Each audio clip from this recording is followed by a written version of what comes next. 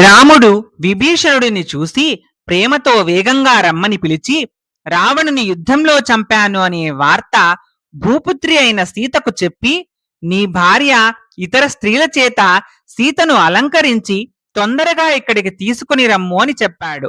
విభీషణుడు అతివేగంగా వెళ్లి తన భార్య సరమా మొదలైన సతులకు రాముడు చెప్పిన విషయమంతా చెప్పగా, వారు స్వచ్ఛమైన జలముతో సీతాదేవికి స్నానము చేయించి పట్టుచీర అందంగా కట్టారు.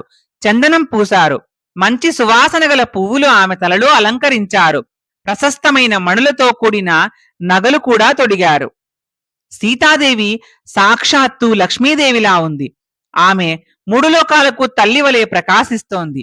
ఆ విధంగా ఉన్న సీతాదేవిని వారు మేనాలో వంటి రాముని వద్దకు ప్రీతితో తీసుకుని వచ్చారు.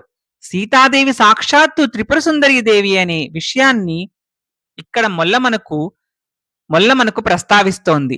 ఈ విధంగా తీసుకుని వచ్చి రామ భూపాలని ఎదుట సీతమ్మను నిలుపగా, ఆ భూపుత్రి సీత తన భర్త అయిన రామచంద్రునికి వినయము భక్తి ప్రకటమయ్యే రీతిలో నమస్కరించింది. రాముడు స్త్రీరత్నమైన సీతను చూసి ఇలా అన్నాడు: ధర్మపత్నిని బంధించిన శత్రువుని శిక్షించలేకపోయాడు, గెలవలేకపోయాడనే మాటలు పడడం ఇష్టం లేక శత్రువుని వధించాను, విజయం సాధించాను. ఓ సీత, నేను నిన్ను ఏలుకోను, నువ్వు నీ ఇష్టం వచ్చిన చోటికి వెళ్ళు అన్నాడు రాముడు. రాముడు ఆ విధంగా మాట్లాడిన మాటలు సీత చెవులకు వాడి అయిన బాణాలు గుచ్చుకున్నట్లు కాగా ఆమె మూర్ఛపోయింది.